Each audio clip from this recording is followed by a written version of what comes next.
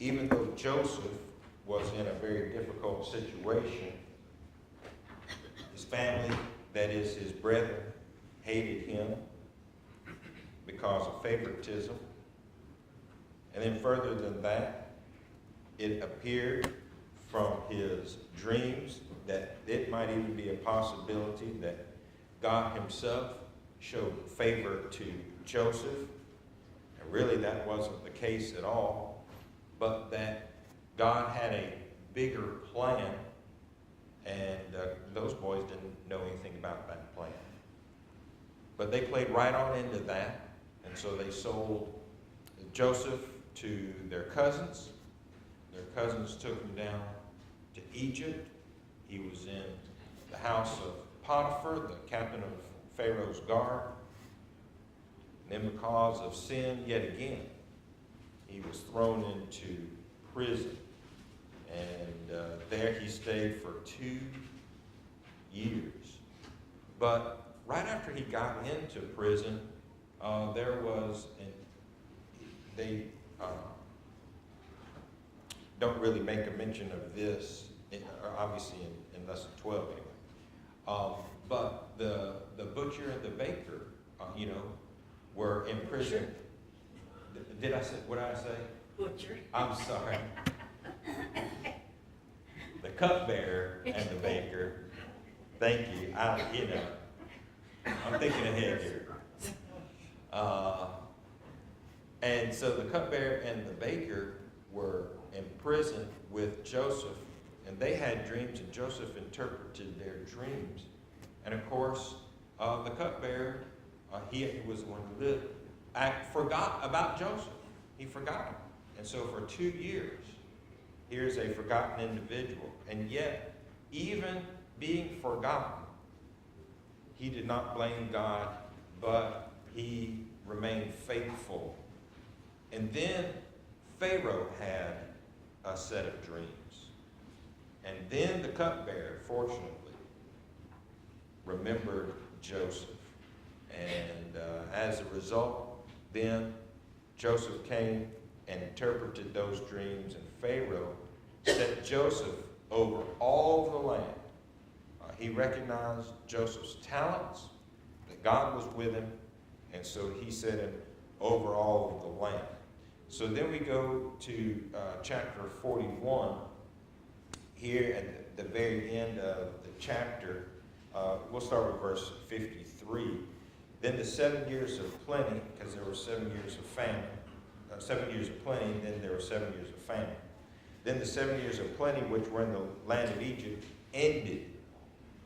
And the 7 years of famine began to come, as Joseph had said. The famine was in all lands, but in all the land of Egypt there was bread, because Joseph prepared for this.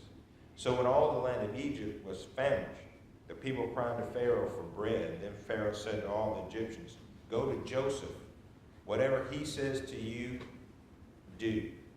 The famine was over all the face of the earth, and Joseph opened all the storehouses and sold to the Egyptians, and the famine became severe in the land of Egypt. So all countries came to Joseph in Egypt to buy grain, because the famine was severe in all lands.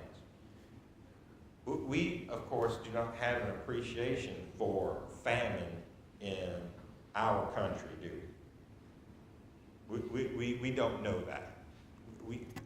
We don't know what that is. I remember a number of years, it's been a number of years ago. It might have even been in the 90s, I don't know. Early 2000s. Something happened, maybe it was a bug or something, I don't remember. Anyway, there was a great tomato shortage. Anybody else remember that? You don't remember that, but anyway, it happened. And so restaurants, with hamburgers, there were no tomatoes. That's the kind of famine that, we have. Florida one time had a late frost, and it killed a lot of it just did untold damage to the oranges and lemons down in the orchards down in Florida. And so, oranges and orange juice just skyrocketed in price because there were not enough oranges. Okay, that's the level of famine we know. We can't have orange juice for several breakfasts, okay? Such is not the case in the ancient times. When the earth did not produce water, rain, many people died because they went hungry. Many people. Because when there was a famine, that not only affected, of course, the crops, but what does that also affect? It also affects the animals that they otherwise might even hunt and kill, or maybe they're raising, domesticated animals, which they, obviously really have. Man has always done that. And so, it affects them. So now you don't have animals to eat. You don't have, obviously, food as far as vegetables to eat either when you have this situation. But Joseph, through God's, and of course, is this just providence? Are these dreams just providential? Are these dreams providential? What do you think? What do you think? I'm going to say no. No?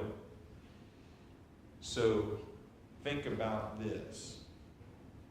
If these dreams were just providential, then you could interpret them any kind of way, right?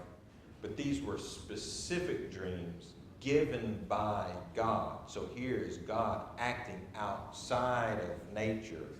It's a direct revelation. So anytime there is God is working directly, the Bible it's the same thing. It's the exact same thing. Is the Bible given providentially, or was it given by miracle?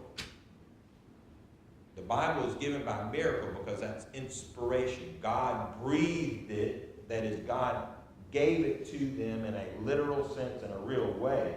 So if it was providential, then they would just get clues from the stars and the seasons. You see what I'm saying? But that's not how the Bible was put together. The Bible was written because God told them what to write. So that was a miracle. Those dreams are a miracle because God gave those dreams to Joseph first of all, then he gave them to the cupbearer. I almost said butcher again. The cupbearer and the baker. Then he gave them to Pharaoh. For what purpose? What's God trying to accomplish here? Nobody else knows it, but God knows it. What's he trying to accomplish with these miracles? Save the people. Okay, so he is now going to get his people into Egypt. Some of those circumstances, like the brothers selling Joseph into slavery and him winding in Egypt, is that a miracle or is that providence?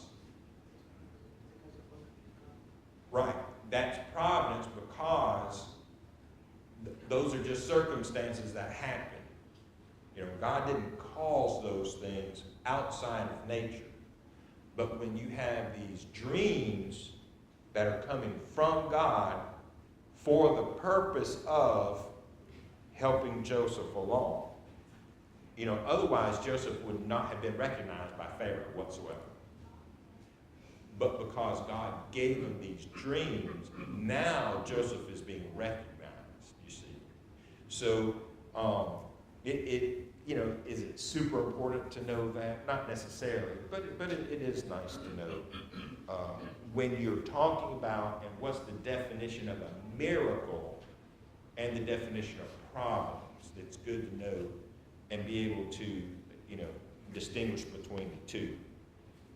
So this famine, was it just in Egypt? Did it just affect Egypt? No, it affected, of course, he said the whole world. And here, he's not being literal. It did literally affect the whole world, but it affected that whole region. It affected the region to the degree that, you know, you couldn't travel by foot or by animal far enough to get outside of the famine. So it was, from their perspective, it might as well be the whole world, okay?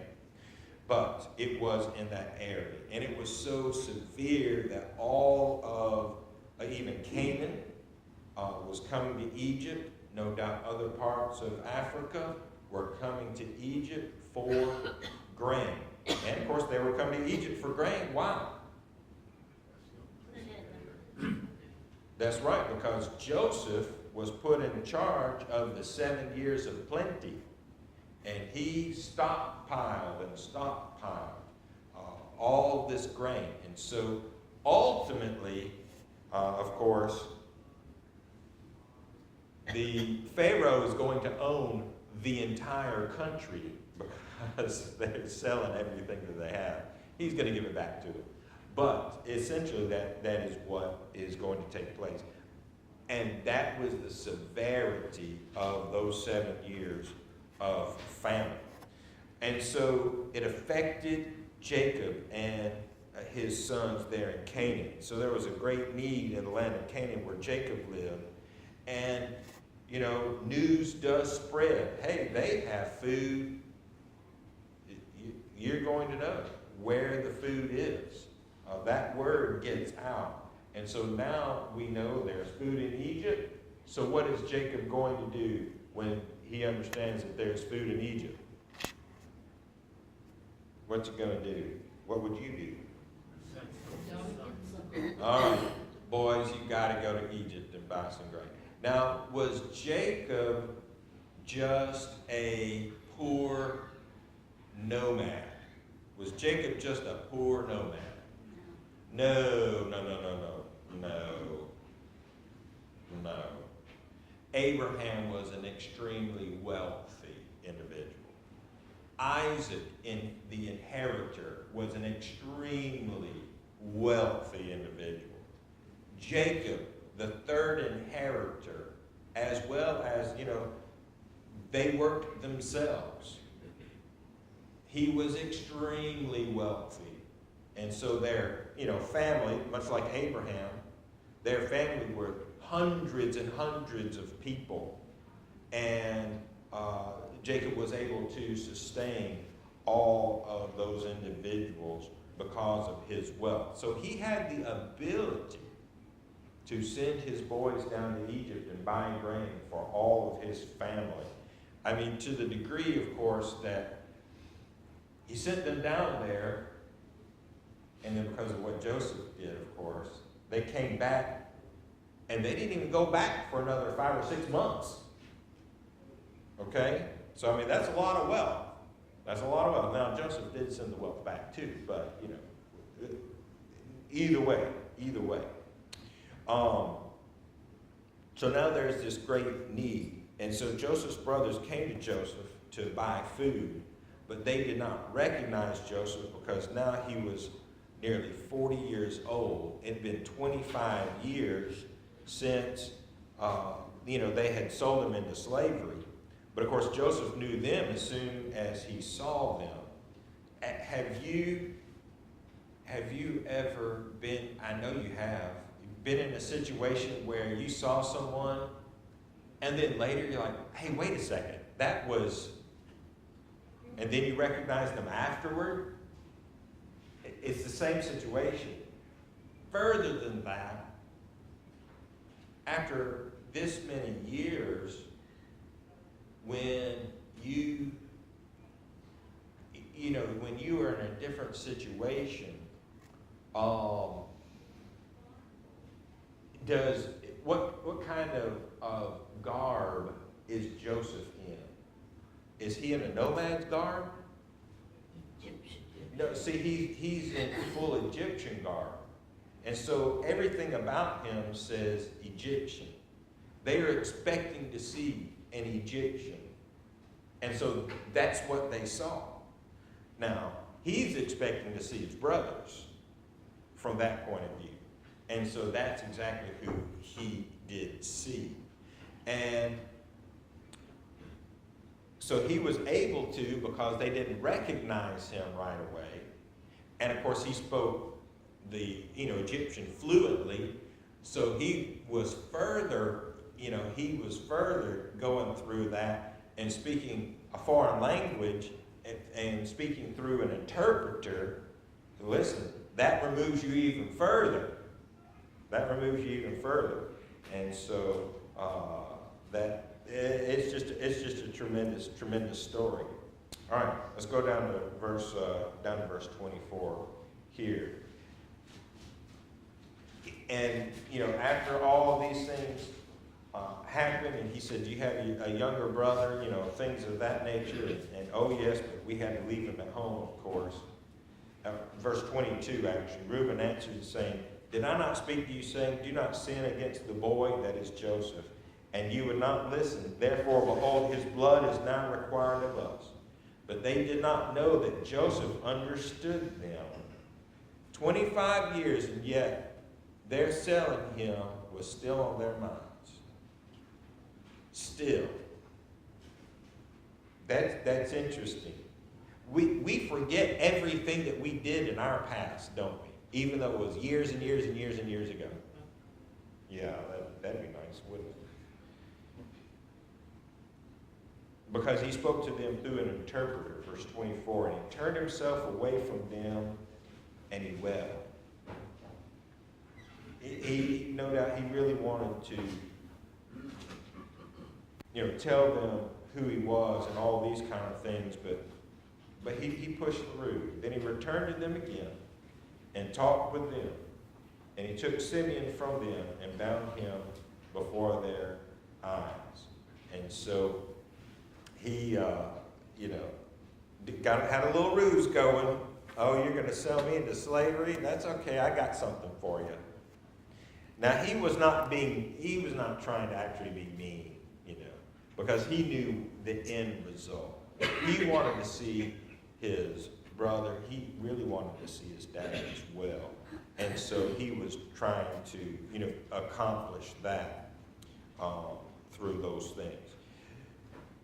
Number 4 here, of course, Joseph treated them as if he did not know them and inquired of their home, their family, just their situation. And of course, he accused them of being spies. And that just isn't good. In those days, if you were accused and found guilty of being a spy, what did they do to you? Yeah, they just killed you. Yeah. Was there a court proceeding on that, by the way? No. All it would take was, you're a spy, now you're dead. And guess what? They would be killed. That's it. There's no court. There's no, due process, whatever that is. The process was, I don't like you, I think you're a spy, now you're dead. And so that's the kind of power that Joseph wielded. And so he put him in prison, of course. They didn't know that, the brothers, of course, didn't know that Joseph could understand them. His brothers talked among themselves about how all this happened because of the evil that they did to Joseph. And Joseph, obviously he was very, very touched that they were truly penitent because of that. When you bring that event up, it means that you have thought about that, you were very sorry about that. If they had just glazed over on that and they'd moved on, then they would never bring that up again. But they did. And so he understood that they were truly penitent. So after about 3 days, then he said, "Okay, I'll let you go, except you have to keep one brother here." And Simeon was ultimately the one that had to stay, or that did stay. And of course, he bound him and put him in prison. And there he stayed while the boys went back home, and they just enjoyed life for several months before they came back. Poor Simeon. I don't know who had it worse, but poor guy, he had no idea what was going on. Can you imagine? Just one day to the next, just having no idea whether you're going to live, whether you're going to die, whether your family had abandoned you. It's bad. It's not good. You expect your enemies to do you evil, but do you expect your own family members to be bad to you in this way? No, you don't expect that. Yeah, certainly my family has my back. Well, guess what? I guess they were good brethren. I don't know. Then they returned with Benjamin, of course, and Joseph saw him, and the emotions were more than he could contain. And left the room there and wept. And of course, ultimately revealing himself to them. And Joseph, let's start back in verse 25, chapter 42. Joseph gave the command to fill their sacks with grain and restore their money to them as well, and give them provisions for the journey. Thus he did for them. So not only did he give them the grain that they bought, but he gave them their money back. And not only that, but he added to it in that he gave them provisions, supplies, food for the journey that it was going to take to get back to Canaan. Is that a one-day journey from Egypt to Canaan? No. We're talking a couple of weeks journey. I mean, this is a long way, a long distance, and all they have are feet and pack animals essentially. So, verse 26. So they loaded their donkeys with the grain and departed from there. But as one of them opened his sack to give his donkey feed at the encampment, he saw his money, and there it was in the mouth of a sack. So he said to his brothers, "My money's been restored. There it is in my sack." Then their hearts failed them, and they were afraid, saying one to another, "What is this that God has done to us?" Oh, how quickly we blame God. How quickly we do that. And yet, in one sense, it was God, wasn't it? In one sense, it was. But they didn't understand.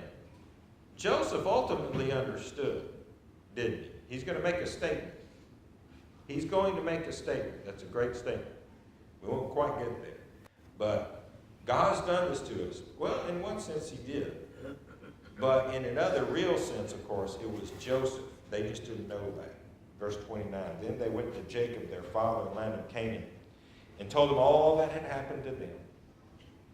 And the Lord who is of the land, he spoke roughly to us. He was a terrible person. And he took us for spies of the country. But we said to him, "We are honest men. We are not spies. 12 brothers, and our father one is no more. And the youngest is with our father this day in the land of Canaan." Then the man, the Lord of the country, said to us, "By this I will know that you are honest men. Leave one of your brothers here with me. Take food for the famine of your households and be gone. And bring your youngest brother to me, so I shall know that you are not spies, but that you are honest men. I will grant your brother to you," the one that's in prison, so that's Simeon, "and you may trade in the land." Now, Joseph, according to Jacob, as far as Jacob knew, Joseph was dead. And Rachel bore yet one more son. Who was that? Benjamin, the very youngest. So Rachel had 2 boys of the 12, but they were the youngest 2. Joseph, as far as Jacob knew, was dead. So what did that mean about Benjamin? He became the favorite. Now, that's why he stayed at home, and the other 10 boys went to Egypt to get food. But what did Joseph connive up there using his brain? What did he say? "Oh, you're spies, but if you're not spies, what are you going to do? You're going to bring your little brother to me, so I can see, and then I'll know you're honest men." How do you think Jacob's going to take this news? He's not going to take this news very well at all. that really and truly is the reason why they stayed away from Egypt for so long. Jacob just was not willing to give up his son as he saw and have him go down to Egypt. So he was very fearful that what happened to his first favorite son is going to happen to his now favorite son. And, what kind of head games does that play with the other 10 as well? Jacob didn't trust his other sons to, these sons, are they like teenagers? Are they young men here? No, listen, these are grown men with real families. A couple of them, Reuben, Simeon, Levi perhaps, they might have even been grandfathers. I mean, I don't know that. I'm just saying it's a possibility. That's all I'm saying. They are not little children. They are grown men who have grown up in this world, and they're tough people. They are not weak individuals, and yet Jacob still didn't want Benjamin going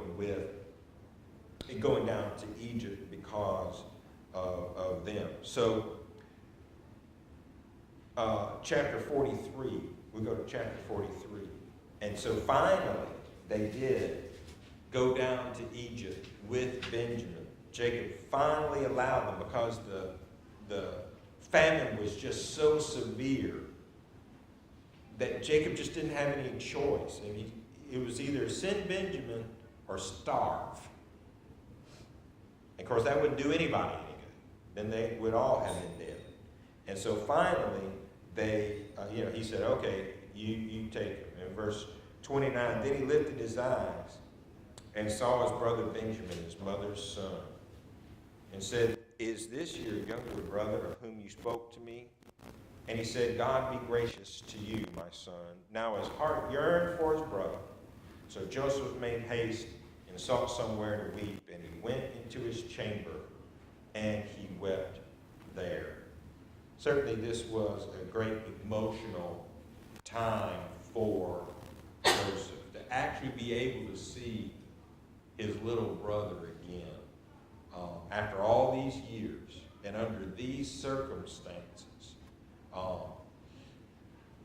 When you know that, here's a terrible environment and a terrible circumstance. We're talking about the famine. So that's a terrible situation. And yet Joseph is in a position to do something about it. He is in a position to help. And now he sees his little brother, and he, wants to just run down there and give him a big hug and, just be reunited with him. But he doesn't do it quite yet. He's ready to, but he doesn't do it quite yet. And then finally, after, a little bit more deception, he puts his cup in Benjamin's bag. Oh, he does it real good. He does it real good. Listen, if you wanted to play a practical joke, this is the way to do it. And Joseph was in a position to just play the biggest practical joke. Of course, in these days, this practical joke could get you killed, couldn't it? That's what they're thinking. Their lives are over. That is what they're thinking. And of course, even through all of this, they still did not recognize Joseph as their brother. Even through all this, they did not recognize Joseph as their brother. Listen, it'd been a long time. And did they have pictures to remind themselves of what he looked like? No. I remember when, I don't remember this because I was like 3 or 4. I was somewhere around in there. I was a little bitty guy. I was Matt's age, basically. And Mom tells this story. And so Mom and Dad wanted to do mission work in Taiwan. They had several other families who were wanting to go. Anyway, Dad hit the fundraising trail to raise funds to support us to go to Taiwan. This was, 1970 something. I don't know, whenever I was 3 or 4. And anyway, so Dad was gone all the time, raising money, attempting to raise money to go to Taiwan. And one day I asked Mom, I said, Mom, what does Dad look like?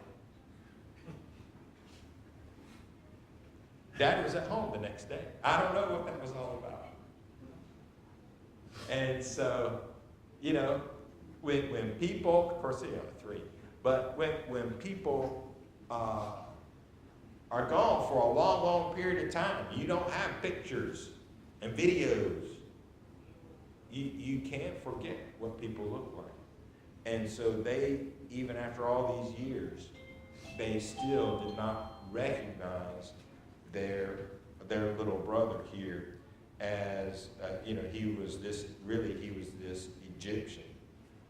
And then finally, after the cup situation and, they put the Joseph's cup into Benjamin's sack, and they caught up, after they left, and then they caught up to them, and they found it. Now the brothers are just beside themselves.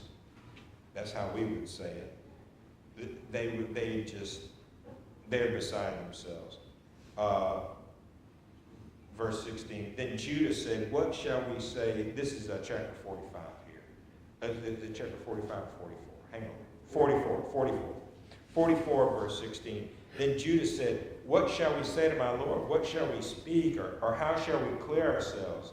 God has found out the iniquity of your servants. Here we are, my Lord's slaves, both we and he also, with whom the cup was found.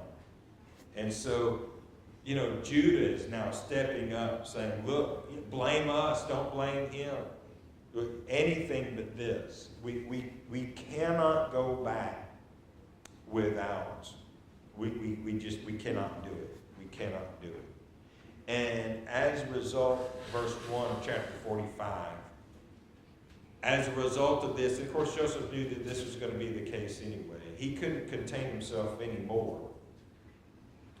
Joseph could not restrain himself before all those who stood by him, and he cried out, make everyone go out from me. So everybody leave except the brothers here. So no one stood with him while Joseph made himself known to his brothers. How weird would that be, speaking Egyptian this whole time, and they're going through an interpreter, then all of a sudden now he's speaking perfect Hebrew. As though he grew up a Hebrew. Well, because he did. And he wept aloud, and the Egyptians and the house of Pharaoh heard. Then Joseph said to his brothers, I am Joseph. Does my father still live? But his brothers could not answer him, for they were dismayed in his presence. I can't even imagine myself in their shoes. Can you imagine yourself being one of those brothers? There's just no way. I would be speechless as well. And I know how to talk. And I would be speechless as well. And then finally, Joseph told his brothers, verse 4, please come near to me. So they came near. Then he said, I am Joseph, your brother, whom you sold into Egypt. But now do not therefore be grieved or angry with yourselves because you sold me here. For God sent me before you to preserve life. You see, Joseph understood some things about providence. Those older boys, they didn't get that. They didn't see their place or their role in all of these things, but Joseph did see his role clearly. And that's what we need today. We need to see our roles clearly in the service of the Lord. On some days, we might think it's just crystal clear. It's so perfectly clear and obvious. And then other days, it's not so obvious. But either way, just know that God has a plan for us. We're to continue, Ecclesiastes 12 and 13, we're to continue to fear Him and obey Him in all things that we do. This is who we are. And our roles ought to be as Christians to spread the gospel, to be someone who then changes our world for Him. And if we're not doing that, then we're not living up to what God would have us to be. Joseph understood that he was to save his family. He understood that. When did he understand that? I have no idea. I can't imagine that when he spent 2 years in prison, that he understood, oh, hey, all these things are happening because I need to save my family. You know, I doubt that that was the case. But when he saw his brothers come through the door, no doubt that idea light bulb went off above his head. Ah, I get it now. I get it now. And so Joseph spent all those years biding his time, not blaming God, not saying or doing things he ought not say or do, but obeying God all the while. And God was able to use him to save the family and get them down to Egypt. Because, of course, ultimately, God is using Abraham, Isaac, and Jacob. He's using Joseph to get who into the world? Abraham. Am I late? No, you heard. Okay.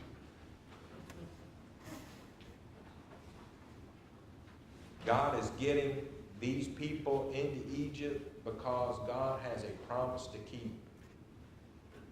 To bring his son into the world. To go to the cross and die for the sins of the people. All right, I think I heard the second bell there, so I guess we better go ahead and close. Appreciate your attention this morning. We will finish up lesson 12 next week and then move on to Exodus after that. We will take just a short break and we'll come back and worship our God together.